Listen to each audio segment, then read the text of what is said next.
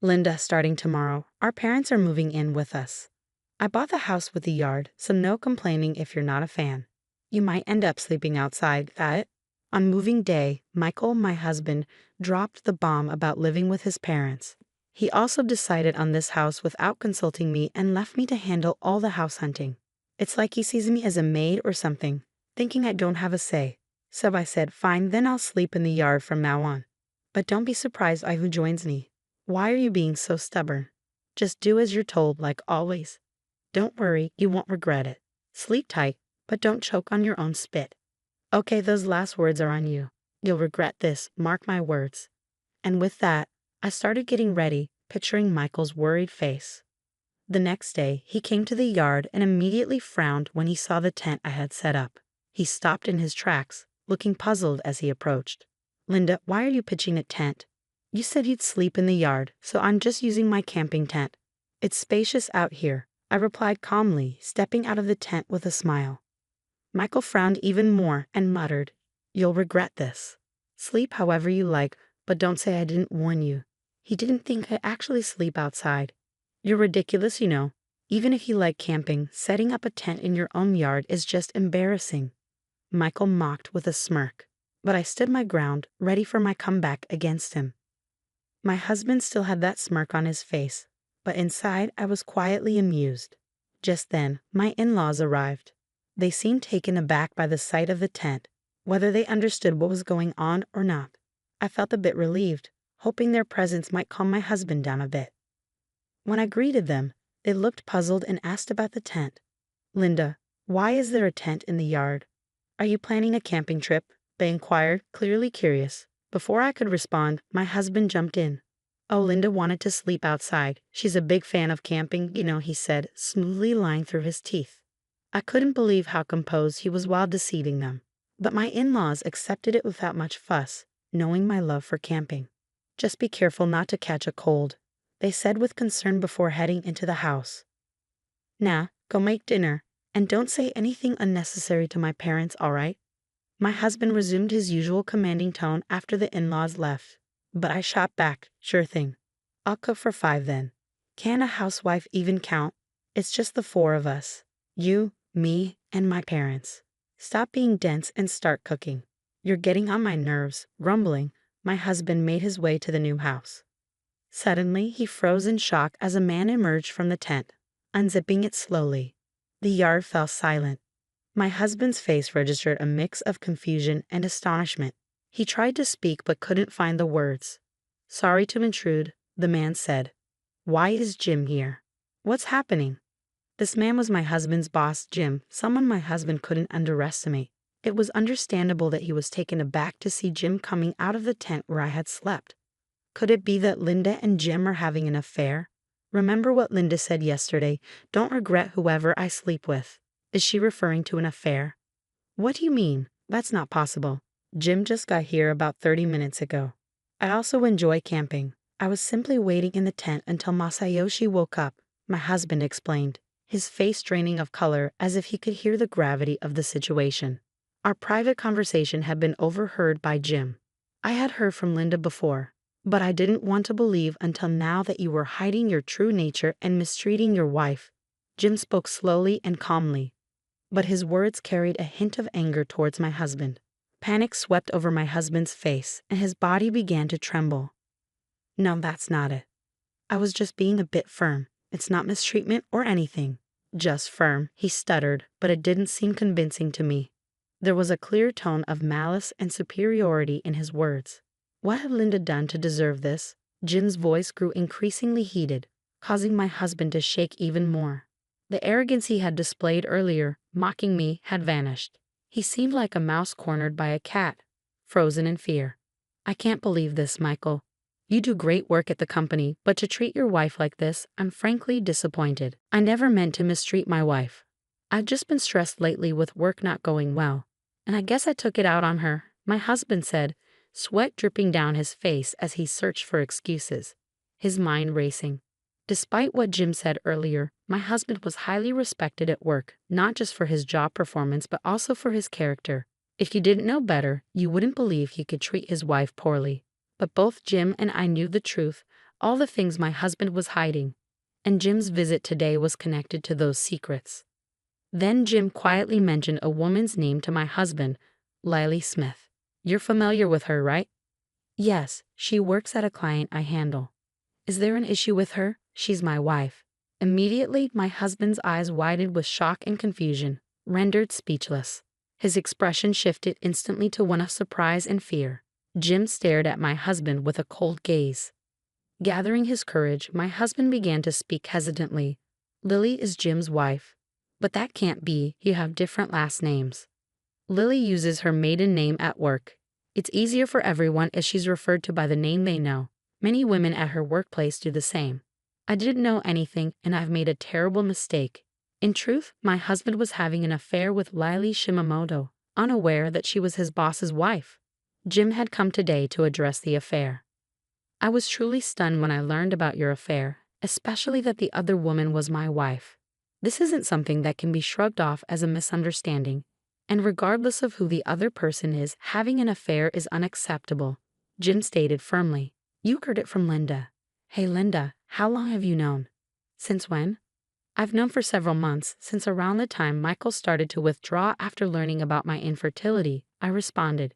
The catalyst for my husband's mistreatment was my infertility discovery. While undergoing treatments, my husband was unsupportive and distanced himself, leaving me feeling alone. One day, when he claimed he was on a business trip, I accidentally witnessed him leaving for a romantic getaway. That's when I decided to investigate his affair, leading me to discover that his mistress was his boss's wife. Empowered by this revelation, a thirst for vengeance ignited within me. Then my husband floated the idea of purchasing a house in the countryside. His proposal became the catalyst for propelling forward my revenge scheme. I closely monitored his actions and meticulously crafted my plan for retribution, which led to the current circumstances. Michael, you claimed you wanted children, so I decided to redouble my efforts with the infertility treatments. But instead of standing by me, he began to ignore me completely. You left me for Lily, didn't you? You just admitted you never meant to mistreat me, but you were doing it on purpose, weren't you? You were pushing me to my breaking point, aiming for a divorce. Keeping me in the dark about living with your parents was all part of the torment, wasn't it? What do you have to say? Every word dripped with fury as my husband stumbled over his response. I could see that I had hit a nerve. With a piercing stare, I locked eyes with my husband, while Jim's gaze conveyed a mixture of disappointment and disdain. My husband's face turned pale, and his body shook, but he pushed himself to speak, adamantly denying the truth. I admit I may have been tough on Linda, but I strongly reject the accusations of an affair. It's just a baseless claim from Linda and Jim. There's no evidence, right? Linda mentioned a romantic trip, but I simply ran into Lily by chance during a business trip. We had meetings and went for drinks because of work, but there was no affair. I understand, indeed, there's no evidence. We haven't prepared any, right? There's no proof, but you're definitely having an affair. Admit it and apologize to Jim first. Linda, enough now. I didn't have an affair. If you want me to confess, show me the evidence. Don't act all high and mighty and order me around. My husband erupted in anger, his words aimed at me without restraint.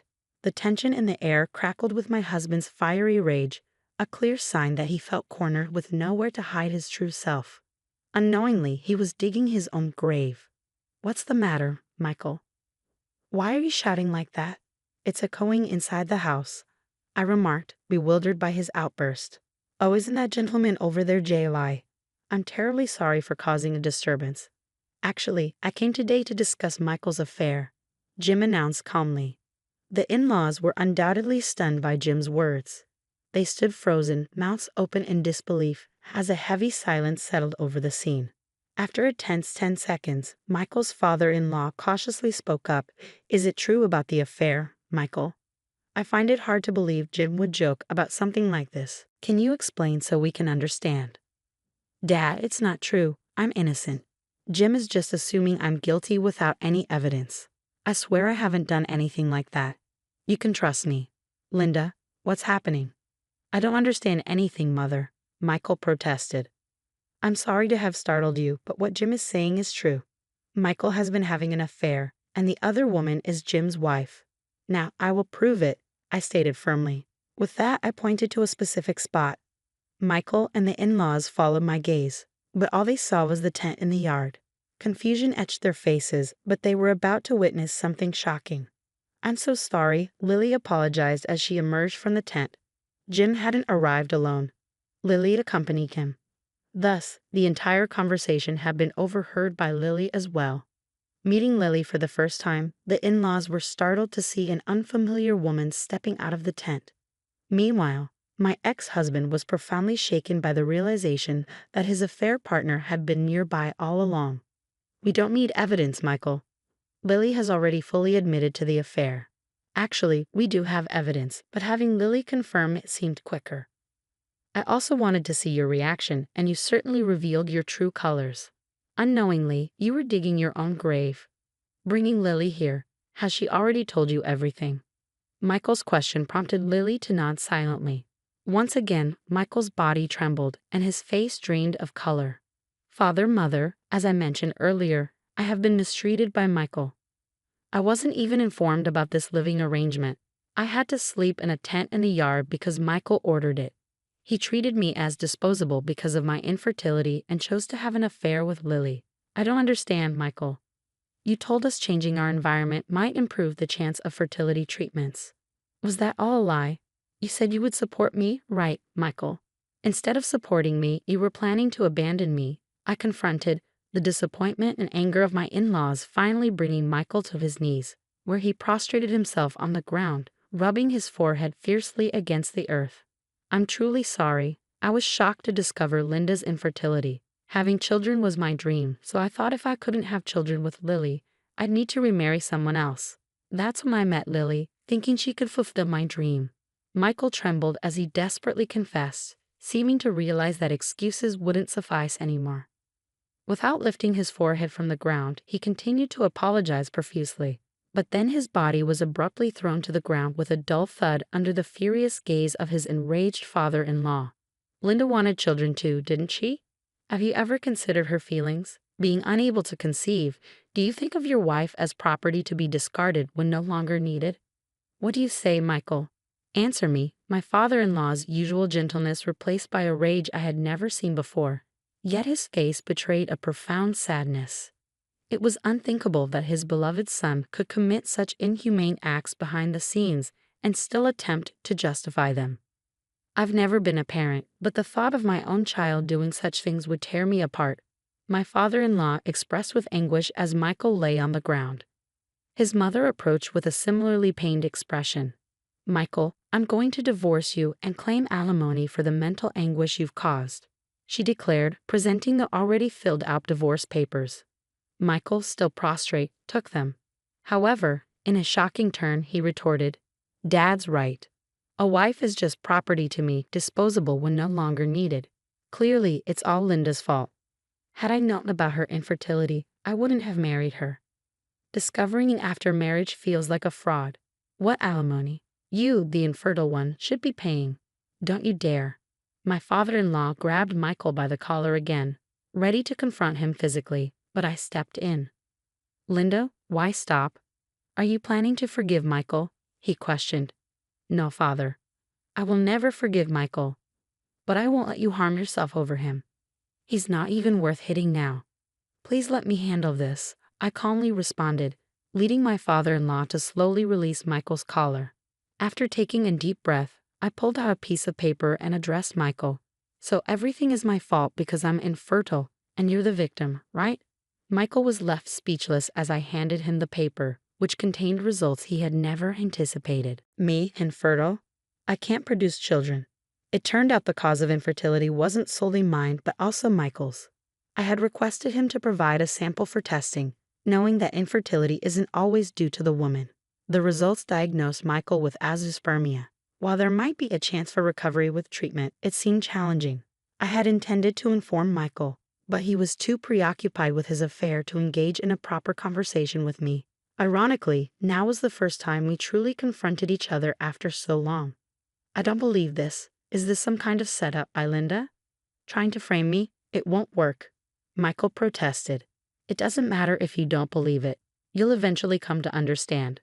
My only desire is to sever ties with Michael and ensure he faces the consequences he deserves." Now, sign the divorce papers quickly, I urged. Are you serious? With that tone, it's gotta be a lie. Tell me it's a lie. Michael repeatedly reviewed the test results, his head in his hands. Jim, the in-laws, and I could only sigh deeply at his state. Lily appeared to be filled with regret as well. Leaving Michael behind, we stepped away from the new house, and Jim and his wife returned home to discuss further. The in-laws then apologized to me, expressing their regret. We might not have been aware, but we failed to see the pain Linda was going through. We don't expect forgiveness, but this is how we feel. We will do whatever we can for you. Even if you divorce Michael, we will always be on your side and ensure he takes responsibility. Just wait and see. There was no need for you to apologize. I was at fault too for not speaking up sooner and allowing myself to be pushed around. Plus, I almost caused you both a lot of trouble because of me. Actually here, I decided to reveal a fact I had kept hidden from my in-laws. I confessed, surprising them. But they chuckled at my thorough preparation, murmuring, "It's all Michael's doing." After finalizing the divorce with my husband, I returned to my parents' home. It didn't take long before I received frantic calls from my ex-husband. "Linda, what's happening? This is all you're doing, isn't it? Answer me." His voice left no room for negotiation. Even over the phone, I could sense his sheer desperation. Suppressing a laugh, I decided to reveal the truth. "Why so panicked? I don't know much except maybe that the new house you bought is defective." "Hey, stop joking around. I just realized it's uninhabitable because I've been too frantic to notice. What are you going to do about this?" "I'm not doing anything. You pushed the house hunting onto me, so I just followed your orders. You were the one who made the final decision to buy her, right? Is there a problem?" The decision to purchase the house with a yard was solely made by my husband, yet he dumped the entire search on me. At that point, I had already considered revenge, leading to my strategy of making him live in a defective house. You can check online for signs of a defective house, like uneven floors, ceiling checks, and door and window operations. I created a checklist and went to the viewings, choosing the property with the most issues. My ex-husband's reaction confirmed that my plan had indeed worked. The only miscalculation was his secret plan to live with my in-laws, which could have caused them great trouble. Thankfully, they now live peacefully elsewhere, away from him. "Linda, help me out. I can't afford to move with the alimony payments and I've lost my job. There's also the fertility treatment. I truly regret everything. I shouldn't have cheated. I should have valued you more."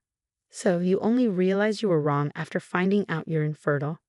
Well, that's good for you. You should reflect on your regrets and start over. Good luck living alone." Wait. Weren't we married? Don't abandon me, please. Listen to me." His self-centered remarks nearly drove me to explode with anger. Done with him, I found any further interaction merely troublesome. Yet, I had to make my point clear. A wife is not property to be discarded when no longer needed, Michael. You said that, remember? Let me reiterate, you are no longer needed in my life. You're expendable. Live with your regrets forever. Goodbye. I could still hear his voice through the phone, but I hung up without a second thought and blocked the number. He probably learned the hard way that some actions are irreversible. As for me, I started a blog and created videos about camping, enjoying a side income while engaging in my hobby. Jim, now divorced, had more free time and occasionally joined me for camping trips or helped with my video projects. I'm truly grateful that Jim and my in-laws stood by me. When I expressed my gratitude, Jim said, "Ignoring such a wonderful woman like you, Michael, really baffled me. If you ever need help, feel free to reach out." Perhaps due to my vulnerable state, my heart skipped a beat. But it wasn't until years later that I realized this flutter was real. Yes, Jim and I ended up getting married. But that's a story for another time.